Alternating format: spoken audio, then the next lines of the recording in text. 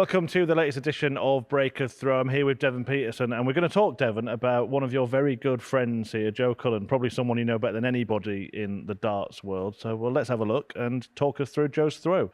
Yeah, I mean, growing up with Joe in my pro career, I've seen him throw many a times, watched him, and one of the things that I've noticed immediately was the grip. So when you look at his grip, he rolls the dart literally into position. So many players just take it out, set up, and doesn't move that fingers, but he has this roll grip and it positions.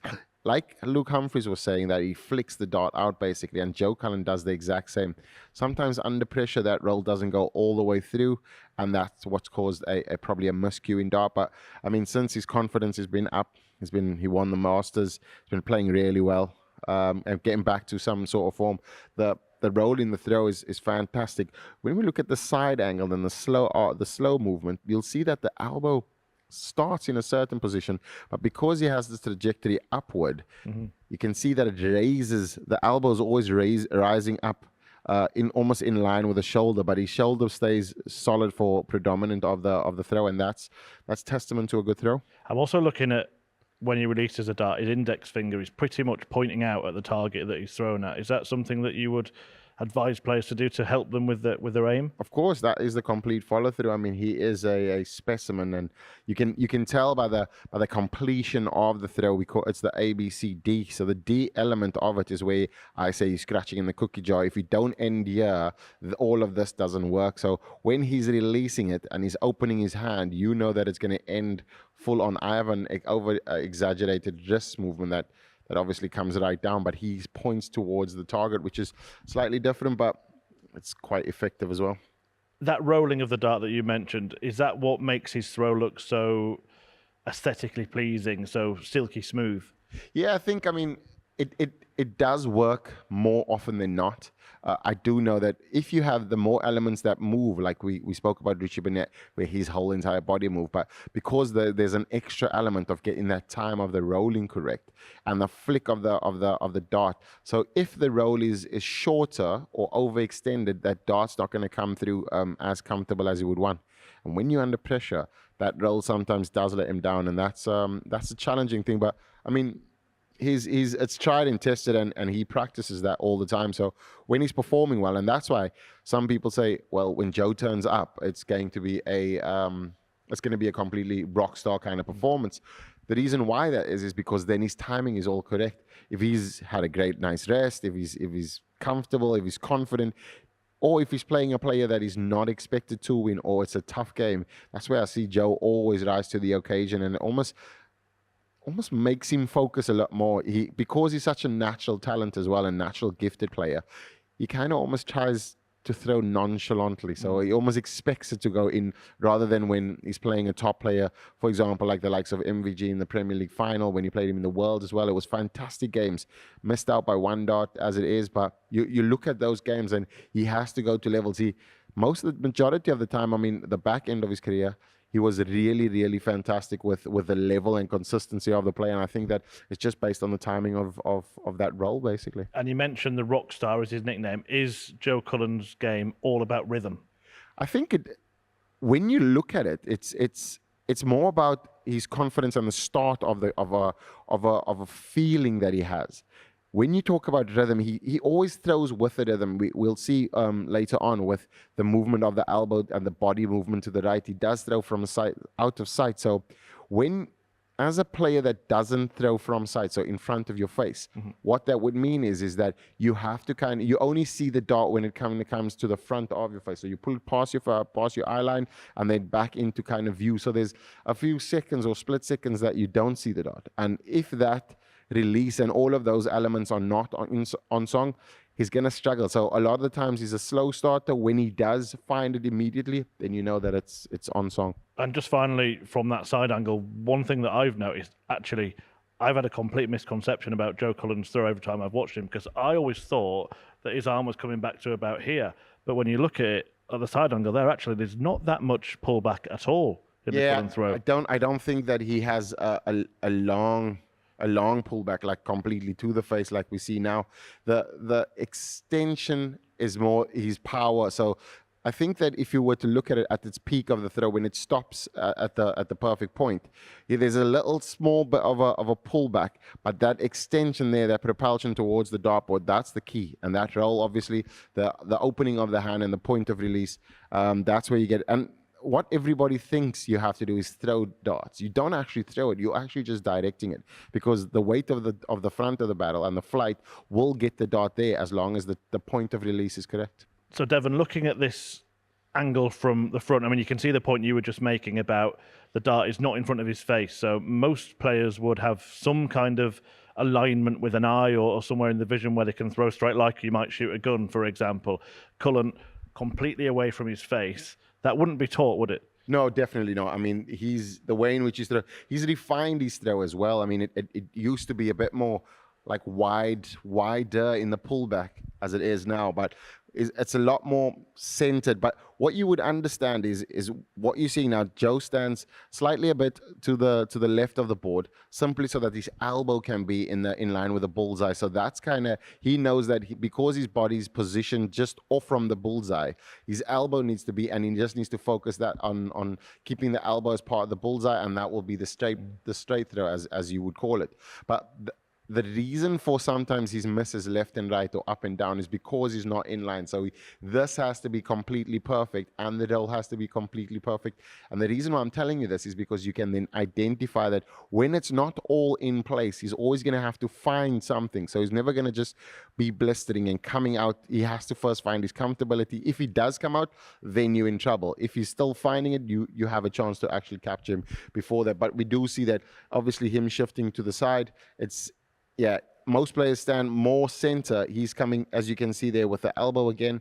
And also you look at where the elbow positions. So when he sits up, when he's pulling back, there's a shift in the elbow slightly a bit more out, as you can see there. So it stands on the line, and then it just has a small little movement just to get a lot more power moving forward. So if you talk about shoulder positioning, he gets a lot of the power through the shoulder and the back. And that's where you see that little jolt that he has, which is almost like throwing a javelin, if you call it.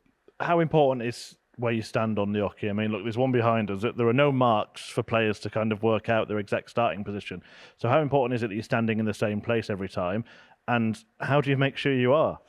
Seemingly important for you, because it would mean that is your starting point. So when you're aiming, so when we spoke about other players' throws as well, you think about the arc of the dart itself as it travels through the air. That's depending on the equipment, but also not just that. You look at other elements as well. Its positioning in the middle will give you an equal position left and right. If you're standing slightly more to the left, it means that there's less power needed to go for 32. If you're standing more to the right, there's less power for 10s. So there's a lot of variations there. And then your angle, your penetration angle, obviously, if you're standing more to the left, you're going to be angled more to the 1.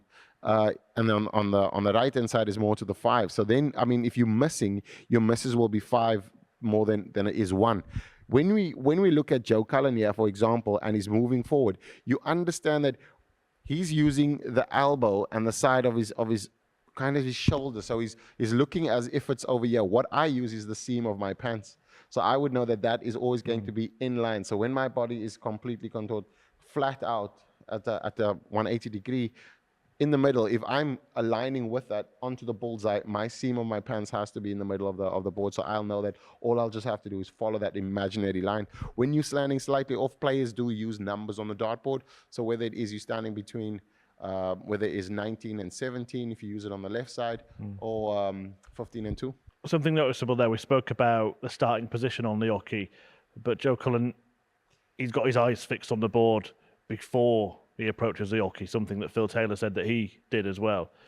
Is that something that you think is helping with focus, maybe? Yeah, I think it's just to make sure that nothing else is distracting. So when he's focusing predominantly on the target, it pops out to many of the top players, especially when you are in that confident, focused mood. You'll get to the hockey, obviously looking up at the target, and then set up the throw. The rhythm then automatically goes to a 1, 2, 3, predominantly most of the time. But when at his peak, and when he's really, you'll see that there's a little bit of an elbow drop as well. And that's just to kind of almost enhance the power or give him a bit more propulsion, because what Joe's dart tends to do is drop low when all of those things aren't in play. The same similar to John Henderson, when that rock is not in play, the point of release is at a different point, and you can tell when there's a lot of moving parts, there's always going to be levels of inconsistency. He might be good on one day and amazing on the next, or he might just be an average player or an average Joe, and then the next day he might be a rock star. So I think that where his form has been, it's been a bit up and down now, but I think that when he's at his rock star levels, but it's because of all of those dynamics that you have to consider. Yeah, so here we can see from the back the Joe Cullen throw and stance in full, and it kind of brings together everything that we've been talking about, doesn't it? Yeah, I mean, straight direct, you can see the line on the bullseye. Straight, he's probably between the numbers of 19, slightly just off the 19, so he'll know that his toe placement, slightly on the 45-degree angle, a bit more inner, and then what he would then do is he's position that elbow as first, his body stays in the same angle, but you'll see that as he propels the dart forward, there's a little bit of a body movement, and that's exactly what we say. So when you talk about the back muscles that's used, it's the muscle on the blade, it's the major rhomboid and the minor, which then obviously covers. So he's using a lot of that as well as the shoulder. So it's all of the rear delt as well comes into play, and tricep. But the way in which, when you know that Joe's very, very almost on song in a sense, but you can tell when he's not missing is when that extension stays up top. You'll see that as he goes here, it's always in front of his face when he's releasing, but his hand ends on top here. A lot of players come with a point of release and it ends here. So Joe doesn't have that extended, obviously, wrist movement, but he does like the point that you did point out. But it's most important to kind of end where the throw is ending and then kind of complete it. And Joe is a fantastic player, but there are some flaws in his throw. Yeah, and I think that it's evident when it comes to form. Yeah, there certainly are, and some of the stuff, like you said, would never be taught as fundamentals of a throw. Why then does it look so good? Because he's a handsome man, that's why. Yeah, I think it's because it's taken him years and years to master a craft. I mean, I know Joe obviously at the beginning of his career or early stages of his career, and seen him improve all the time. It comes with confidence, comes with belief, and it also comes with knowing your throw, so trusting your throw. That's one of the things. It can come and go simply because there's loads of moving parts, but because it's all rhythmic, is actually got some rhythm, which is something that I'd never seen before. I mean, when we used to go out on evenings out and just enjoy, couldn't dance for nothing. So you look now and just the throw itself, it's because it's almost like he's doing an imaginary waltz. So it's touch the oki, stand up straight, set up, pull back. And all of that is, like you say, it's purely poetry in motion. It just looks so easy, doesn't it? And that's probably why everyone wants to replicate that kind of throw, even if it might be the wrong thing to do. 100%. And I think that his son has an exaggerated Joe Cullen throw, Travis, but he does play well. He does throw from the side, and it will probably correct itself as he grows older and trusts his throw. But I think that looking at Joe's throw, you kind of understand now that a lot of people think that it's extremely exaggerated movements, because what has been seen in the past or in the beginning of his career was extreme. But now, I mean, as he goes up the rankings, you can see that there's not a lot that's inconsistent with his throw. The only thing that I would say is it's only that finger roll, and when it comes past his face is probably not the best. But I mean, when you're an expert on his level, I mean, he can do it. There we go then, breakdown of Joe Cullen's throw, and according to this man, he's better on the dartboard than he is on the dance floor.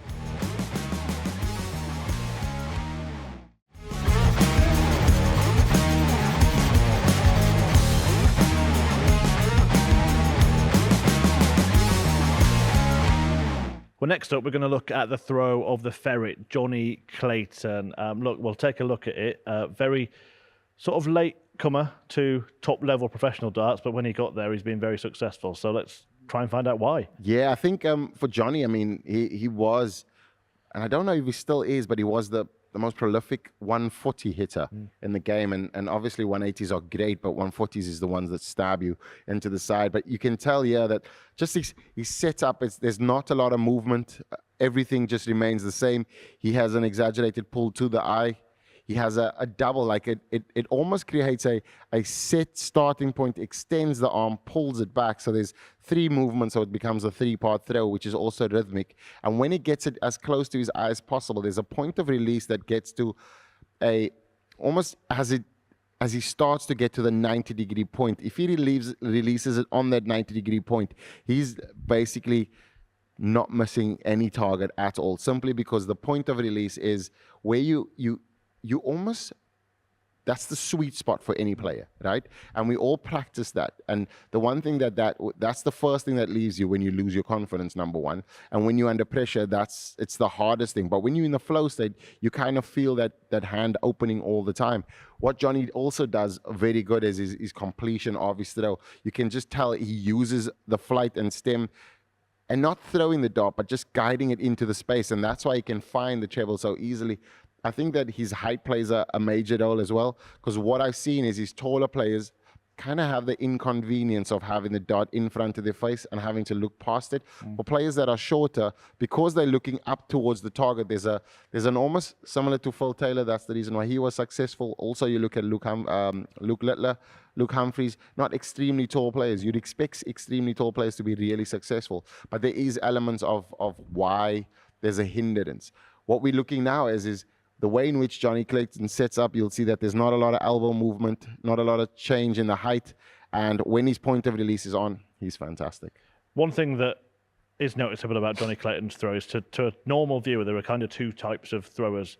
There are aimers and non-aimers. So the likes of Joe Cullen, Michael Van Gerwen, Steve Beaton, it's all one movement. But Jonny has got that sort of prod forward before he brings the dart back. What does that add to a player's game? I think it's just making sure that he's settled, number one, and also that everything is relaxed. So when he's coming up, that's almost triggering the brain to go, I'm going to get ready to throw, extend, so everything relaxes. As he pulls back, the momentum created is that timing. So when he's watching the dart come to his face, it's almost probably a half a second as it is. And you would just find that as he gets to the 90 degree, that opening of the hand, that's the most important part of Jonny Clayton's throw. And I think that, I don't know which eye he's dominant, but I do know that when he's focusing, you can see that his toe touches the hockey, and we will probably get to that. But keeping line and keeping it straight, he uses every single element that is in the straight line. Body comes through. I think he's slightly a bit to the right as well. So he'll be throwing it directly and ending in the front. So there's a lot of imaginary elements to a dart player's throw that nobody really tells you about. But I could say that you just imagine there was a ball dangling from the roof, and there's an element that you have to touch the ball every time when you release. That's what Jonny does perfectly, and you'll see it continuously with his point of release. A couple of things you just mentioned there we can maybe see better from this angle. The elbow's kind of sticking out, isn't it, when he first grips the dart and comes back, but you see it, as you were saying, go straighter before he releases a dart. Yeah, and I think it's almost an autocorrect from Jonny, basically. As you can see, when his foot touches the hockey, stands on the hockey, a lot of players do that, but he make sure that the toe is solid. He has a forward leaning on the right foot, so all of the pressure's on that. You'll see that his left foot dangles a bit, but everything stays on the right foot. Where we can obviously see here is that when he starts, the elbow isn't actually tucked in. So that's all based on momentum. So that's why the forward stretch is important, so that he can actually tuck it in. What that might be is a comfortability position.